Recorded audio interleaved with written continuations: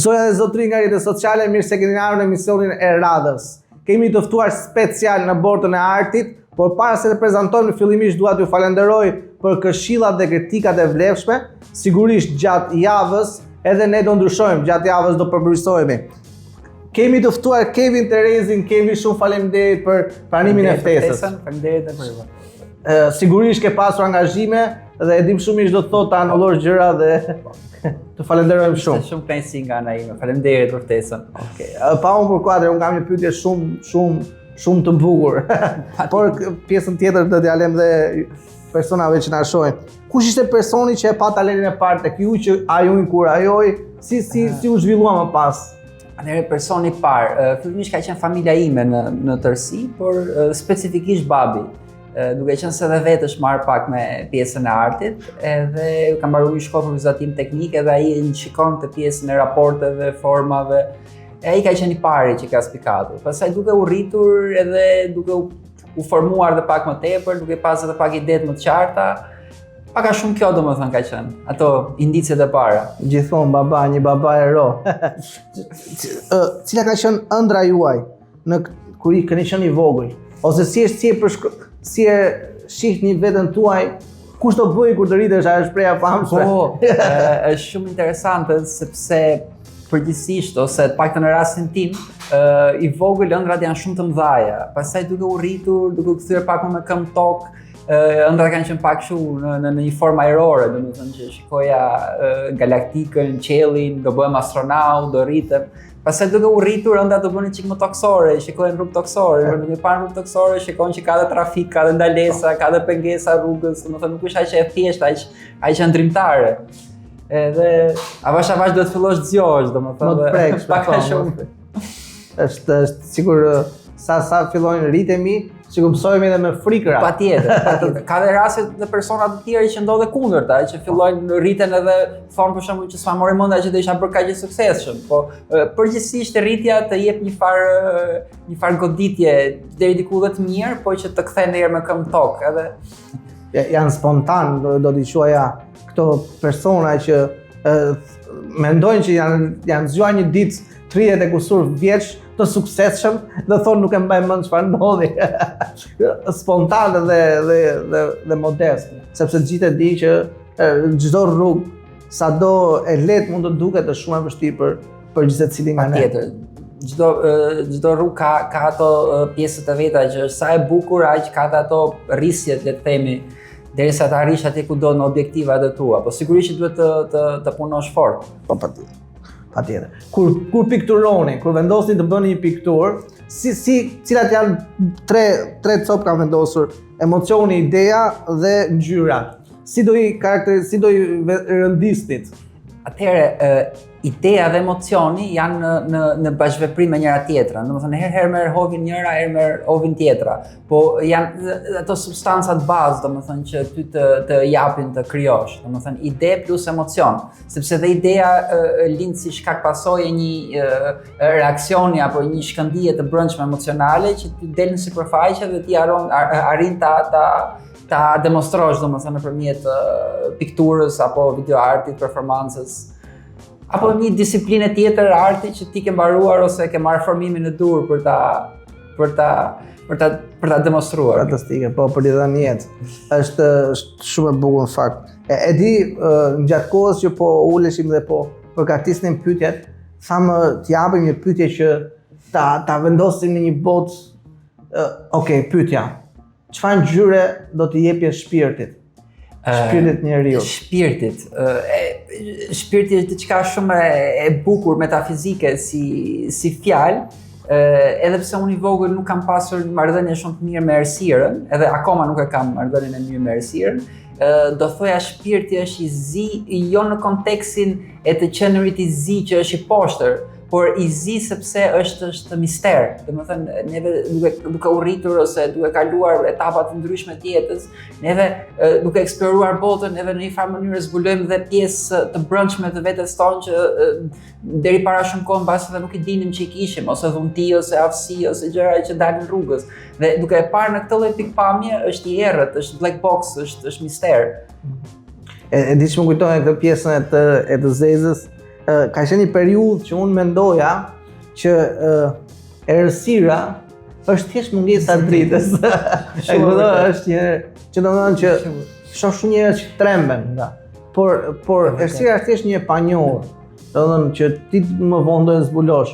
Dhe zeza për mua personalisht është një ngjyrë e bukur, ja dhe sot. Të dyja janë në bashkëprim, janë baza e grafikës, kontrastet më të forta është e bardha dhe e zeza. Pastaj në shtaret jemi çik kuqezi. Na punove Egjiptianët e lashtë kanë pasur karakteristikë të kuqe dhe të zezën, nëpërmjet zezës simbolizonin errësirën, ndërsa nëpërmjet kuqes simbolizonin qendrën, gjakun, vitalitetin, jetën. Domethënë dy nocioneve.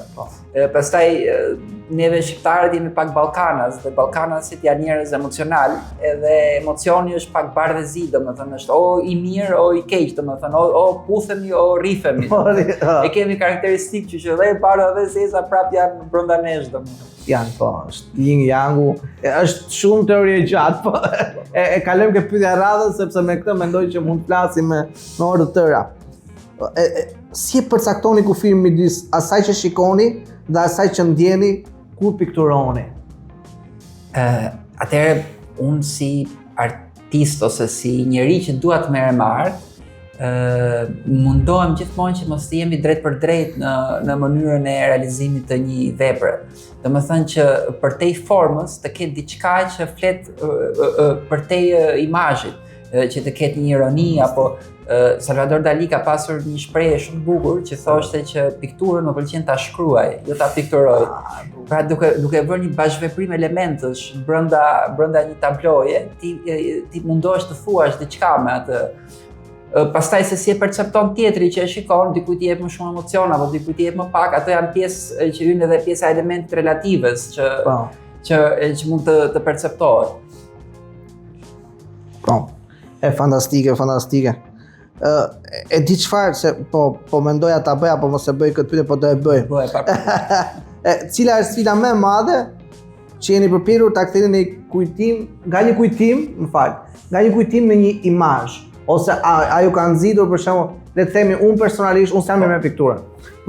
Por është ndonjëherë është për mua është çlirim. Dhe ndonjëherë më kujtohen disa momente jo të mira dhe mundohem t'i shpreh. Në ato është gravinat e mia, sigurisht. Por në botën artistike si është kjo? A ke një retrospektiv të kaluarës që e kthen? Unë është shumë e bukur si pyetje, më ngacmove. Shumë faleminderit që më bëre si pyetje. Unë jam referuar shumë fëmijërisë time. Domethënë kam realizuar edhe një ekspozitë që kanë qenë video art, piktura, të cilat i kam referuar komplet dinamikës ose gjithë procesit të rritjes time, që fillon nga fëmijëria deri në gati në bashkëkohësi, domethënë në periudhën që ne jetojmë, sepse koha kalon, dalin ngjarje të reja, dinamika të reja, ishte tërmeti, ishte pandemia, domethënë gjëra që nuk kanë 3-4 vjet që kanë kaluar, po jeta rrjedh me një ritëm shumë shpejt dhe ndonjëherë neve harrojmë, shkëputemi nga ajo. Dhe që për të kuptuar të tashmen ndonjëherë duhet të ktheheni tek e shkuara, për të mbledhur ato fragmentet, edhe ndonjëherë mund të kuptojmë më mirë veten tonë, domethënë që jemi këto që jemi sot. Domethënë duke shkuar te pasoja duhet të shohim mirë shkakun, se si kanë evoluar këto ngjarje. Unë kam bërë një cikël me punë që kam realizuar në një ekspozitë personale që quhet Peizazhi i brendshëm dhe komplet domethënë pjesën e peizazhit ne nxjerrim nga konteksti i jashtëm dhe shohim si fragment i brendshëm. Domethënë pjesa psikoemocionale që ruhet, fragmentohet brenda nesh nga ngjarjet, nga ato imazhet e jashtme që kanë ndodhur gjatë jetës. Dhe ka pasur domethënë disa punë që kanë qenë gati deri diku groteske me ironinë që kishin edhe dramën, po edhe komedinë brenda. Mbaj mend kur ishim vegjël në 97-ën, neve hanim bukë në tokë sepse fillonin krismat. Edhe unë i vogël shikoja gjithmonë tavolinën e shtruar, që ishte gati marr formën e një objekti dekorativ, ndërkohë që buka hahej në tokë sepse ishte frika e plumbave, e krismave.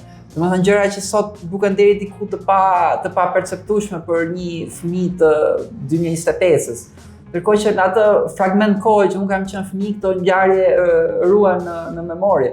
Ose sot për shembull shumë fëmijë luanin me armë lodra, ndërkohë që brezi im dhe pak më të mëdhenj se unë luanin me armë të vërteta, domethënë që janë gjëra gati në kufit e absurdit. Shumë.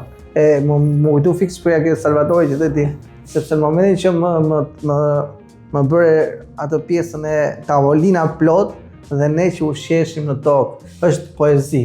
Është seriozisht notë poetike, po ta edhe që ta nuk e di nëse e ke bërë si pikturë, dua ta shoh. Po, nëse e ke bërë, jam shumë kurioz për ta parë këtë. Është realizuar pak si vegim, si formë grafike, por që esenca e mesazhit domethënë është munduar të jepet. Domethënë, në retrospektivën tënde, në mendimin tënd, a është arti një gjuhë universale? Në perceptimin tim, arti është gjuhë universale.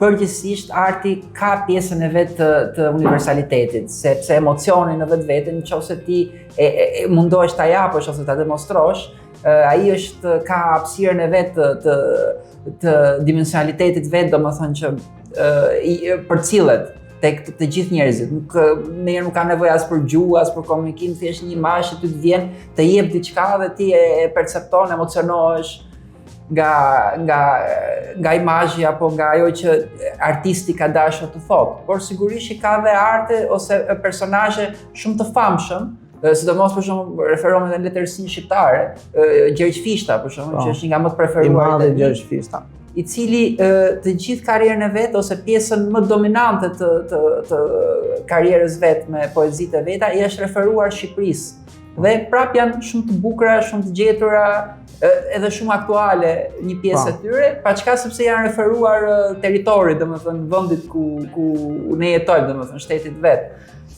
Kështu që domethënë edhe ajo ka pjesën e vet nuk është formulë eksakte, domethënë ashtu siç është universale, ashtu edhe mund të referohet diçka e caktuar. Por që dhe brenda atyre mund të gjejmë paralelizma. Për shembull, dikur ishte lufta e Kosovës këtu, sot për shembull është lufta në Ukrainë. Domethënë popujt mund të shohin elemente të ngjashëm në varësi të situatave dhe kohës.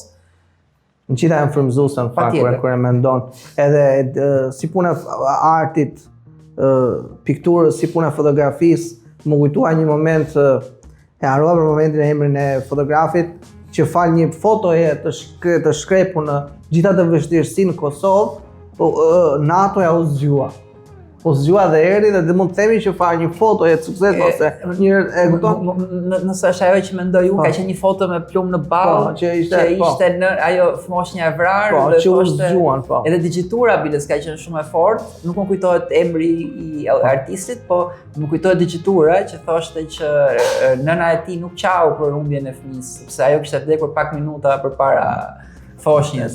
Edhe ajo e shtonte edhe më shumë atë përgjegjësinë edhe shumë vende të perëndimit kanë reaguar. Ktu s'ka nevojë për fjalë, mendoj. Nuk ka nevojë për fjalë. Kjo është globale, domethënë kur ti shef një vepër arti ose Mona Lisën ose ti s'ke nevojë, ti shef një njerëz që po përjeton një dhimbje, një buzëqeshje të lehtë që shkrihet në tablo. Është shumë tablo, është më njëhershme, domethënë një njerëz që ka ndjeshmëri apo një njerëz që është njerëz domethënë, që reagon në ato momente. Mbi të gjitha. Po, është universale. Universale mbi të gjitha. Po kjo është, nuk si ajo kulla e famshme e Babelit që gjithë me vesh pa u marrë vesh. Pa u marrë vesh. E mrekullueshme. Shiko suksesin, dua të flas për suksesin, se njerëz të ndryshëm e perceptojnë në forma të ndryshme. Patjetër. Edhe në varësi të jetës që vjen. Për shembull, nëse ti unë sukses sot e shoh një bisedë me ty, e kupton sepse kam nisur nga një pikë 0, dikush që ka nisur nga një pikë 5, sukses e shef një tjetër gjë. Ti vetë, si e percepton suksesin ku ke qenë në një moshë fëmijë dhe sot? Atëherë, duke u rritur, unë shoh domethënë që njeriu që në start nuk është njësoj. Dikush lind si lypës, dikush lind si biznesmen, si fëmia një biznesmeni, dikush lind si njeri i pasur, dikush lind në Palestinë, dikush lind në Amerikë, domethënë që kur lindim fati nuk e kemi njësoj në start. Pastaj sepse sa të aftë jemi neve që këto deficienca apo këto benefite që ne kemi afër vetes, këto mekanizma që mund të arrijmë t'i përdorim në dobinë tonë, dhe jemi të aftë për t'i vënë në aftësi dhe në lëvizje për të ecur përpara, pastaj kjo është çështje tjetër. Ka shumë raste për shembull që kanë qenë njerëz që vinë nga zero dhe kanë qenë të motivuar dhe gjithë ato zhgënjime, dramat e jetës vet i kanë kthyer në forcë, i kanë kthyer në motivim dhe këto i kanë shtyrë që të ecin përpara. Ashtu siç mund të pas dhe raste njerëz që kanë qenë fëmijë biznesmenësh, kanë rënë prej bigjozit e drograve dhe kanë krijuar një lloj veçkatrimi në një lloj fenomeni karosi, siç mund të njihet ndryshe në antikitet që është shkatruar. Kështu që nuk është 100%, domethënë nuk është formulë eksakte, por që starti sigurisht që ndryshon në varësi të individit. Nuk i kemi fatet një lloj të gjithë. Është e bukur në fakt. Më kujtu është ajo historia e pianecit edhe avokatit suksesshëm. E kam lexuar këtë diku, edhe thoshte pyesin një avokat shumë suksesshëm. Por si ka mundësi që u bë një avokat kaq i madh që kur njerëzit përmendin emrin atit, imagjinoni një njerëz i madh, e kupton, me vlera. Po ja tha, unë në jetën time kam kaluar një femëri të vështirë, babai im i pianec. Dhe ndërkohë pastaj kthehet retrospektiva që pyesi një pianec në rrugë, si ka mundësi që përfundove pianec në rrugë? Po ja thoshte jeta ime e vështirë, babai im një pianec. Dhe është gjithçka se si ti e shikon ndryshimin brenda vetes. E vërtet. Sukses, ja, të njëjtin baba. Po, e vërtet. Kemi edhe rastin e Cristiano Ronaldos me vllajin. Vllai u bë pianec se tha pashti mat, ndërkohë që Cristiano tha nuk pi alkool tha sepse pashti mat. Është edhe kjo, është e vërtet. Ka bota goditën e madhe. Shumë e bukur. Shumë e bukur kjo. Shiko, kemi ne kur ftojmë kur njerëzit shohin të emisiona thonë tono ç'a mund të bëjmë neve. Unë i them mund të na ndihmoni me 3 gjëra. Një, mund të luteni për ne aty ke shtëpia juaj që ky projekt të zhvillohet, të kemi njerëz sa më të mirë, të kalojmë biseda sa më produktive dhe njerëzit të na shohin. 2, mund të vinë të na japin një dorë si jeti sot edhe të tjerë në vazhdim. 3, mund të na ndihmojnë financiarisht. Dhe sot dua të gjej momentin për të falendëruar Win Cont. Është një ujë fantastik, është i lehtë, është për fëmijët, është për gjithë familjen dhe kanë bërë një risi të jashtëzakonshme. Kanë bërë këtë shishën e qelçit dhe me kosto minimaliste, mund të them që kushton më pak se sa një shishe plastike. Fantastike. Dhe ne e dim lufta që po bëhet me plastikën sot. Kështu që fjalët janë të tepërta, po patjetër, fjalët janë të tepërta. Ujë Cont. Mos më saj bisede kaq të këndshme. Faleminderit. Opa, më falës. Po, mos e pak. Hapa.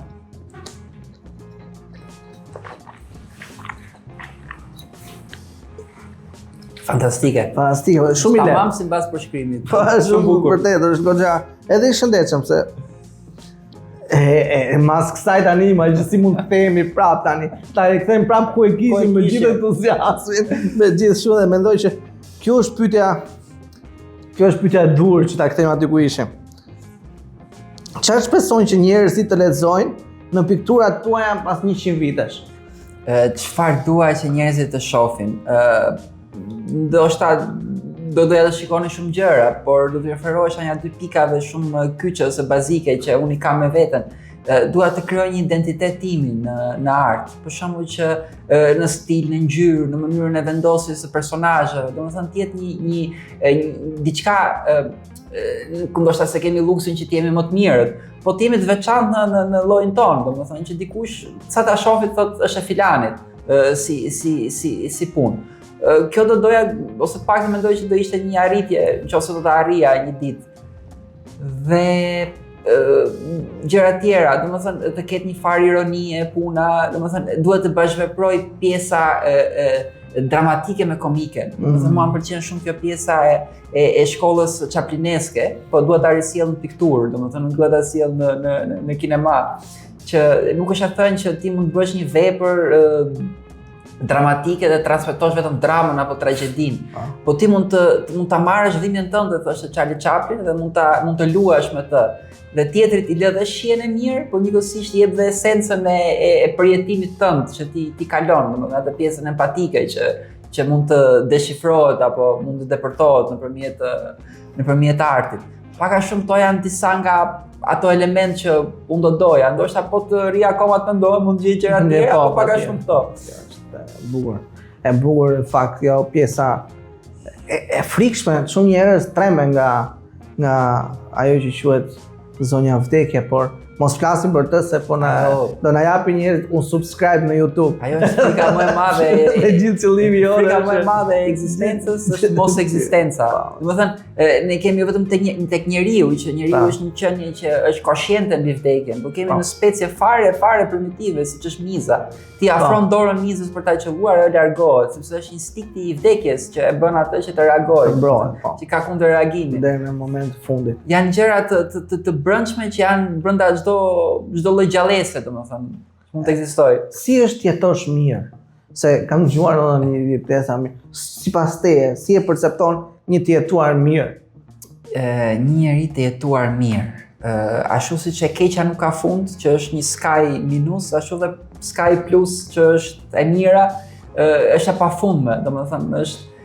Por e një jetuar mirë sipas meje ose sipas asaj që unë do doja të arrija është që të kesh një farë mirëqenie ekonomike, që të paktën gjërat më bazike që të rrethojnë edhe një farë standardi ta kesh rreth vetes dhe pastaj të merresh me pasionet e tua. Domethënë ka qenë dhe një shprehje e Steve Jobsit që thoshte do punoj deri një farë moshe për të vënë një standard dhe pastaj të ndjek pasionet e mia. Domethënë ideja është që edhe leku mos të jetë vetëm si qëllim, po të jetë si shkak për të shkuar te qëllimi. Domethënë pak a shumë kjo kështu e perceptoj unë paktën.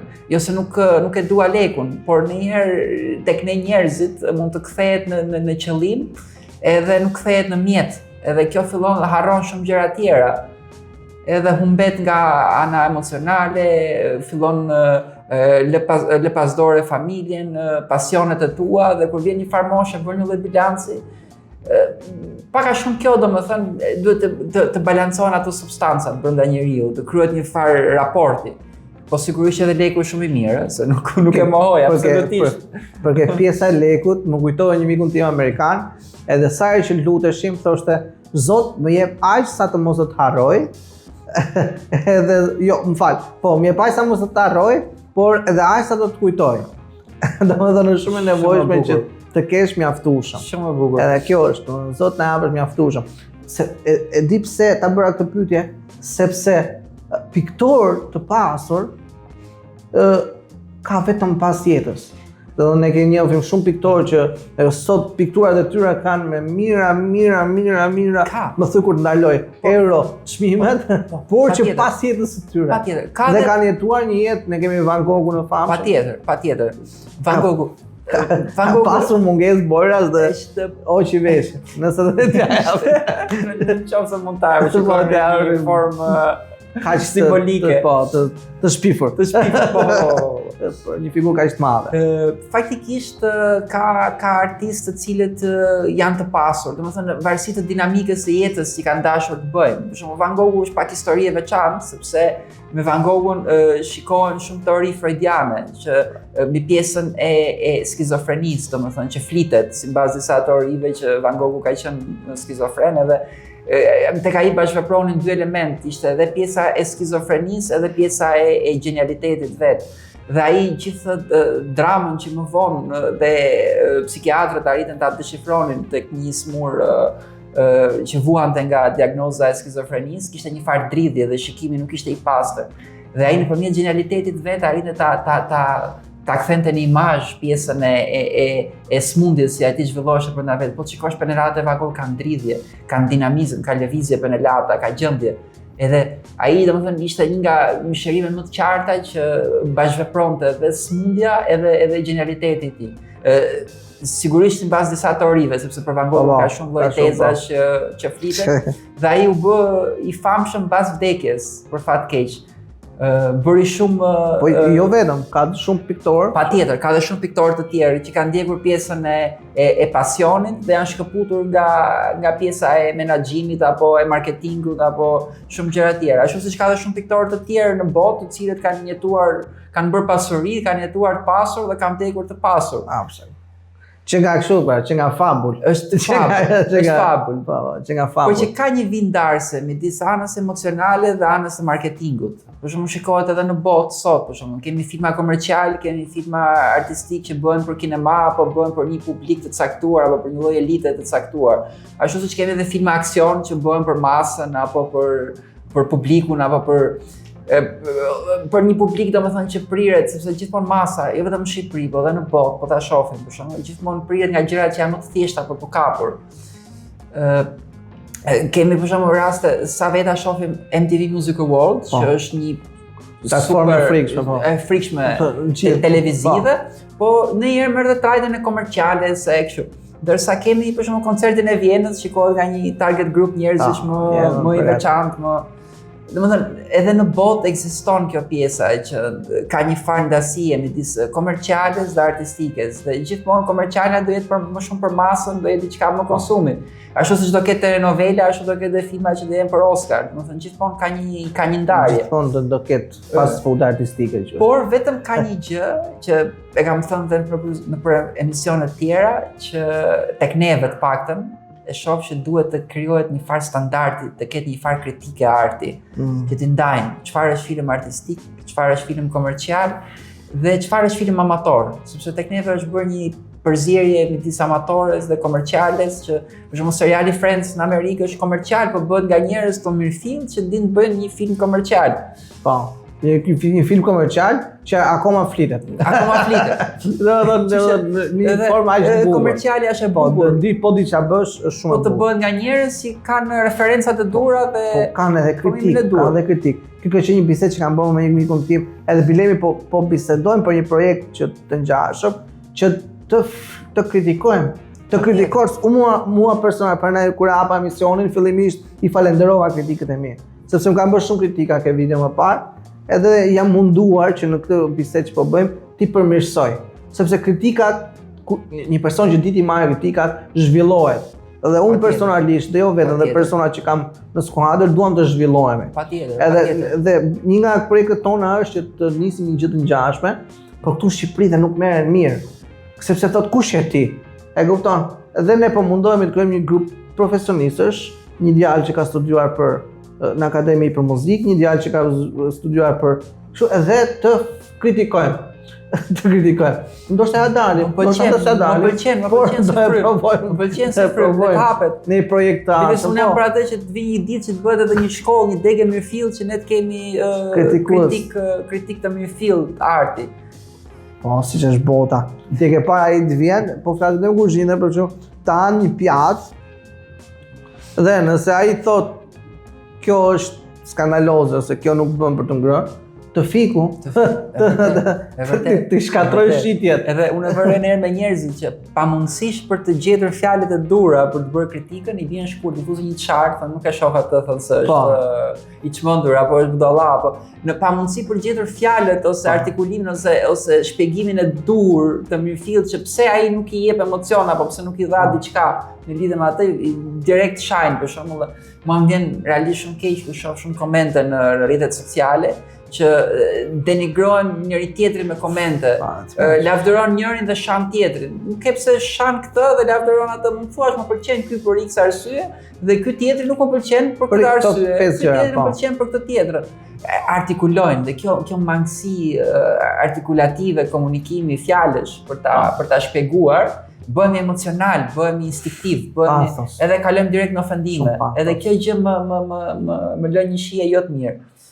Po jam dakord me ty. Do të kritika të jetë brenda komunikimit të nevojshëm.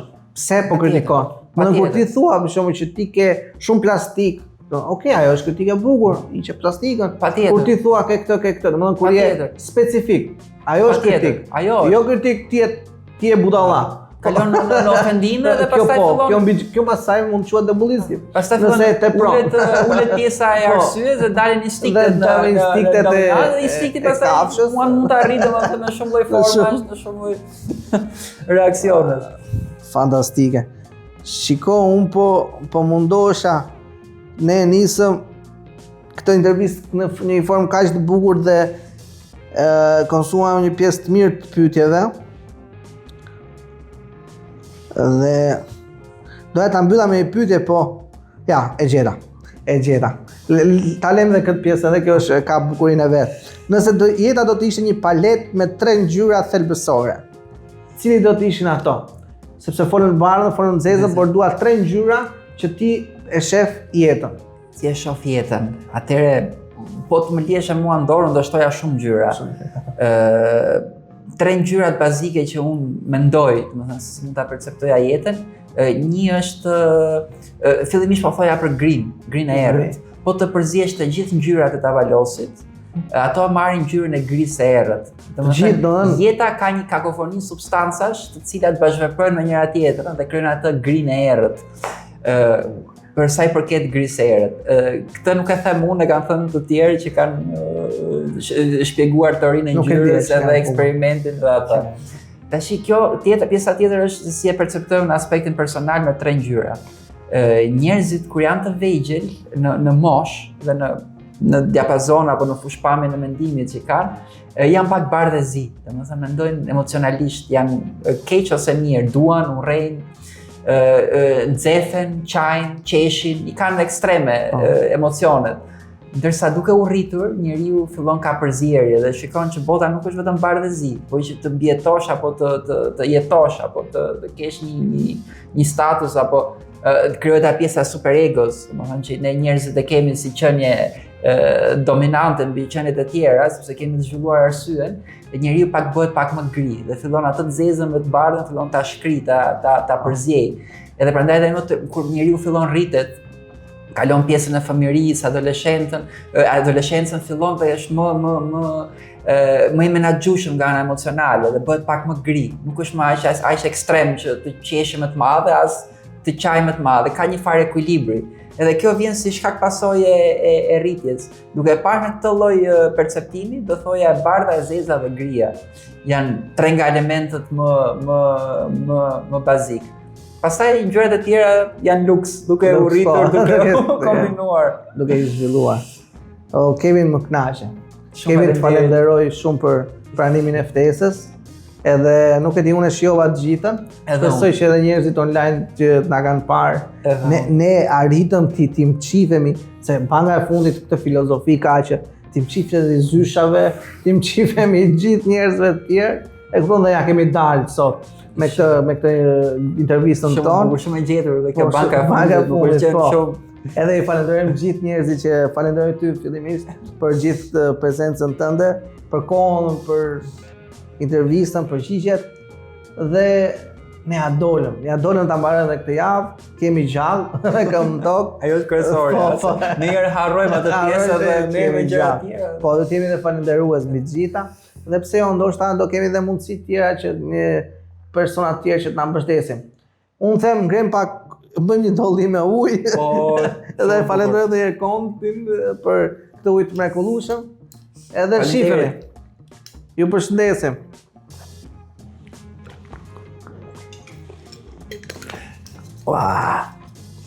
Fantastike. Pelt Media.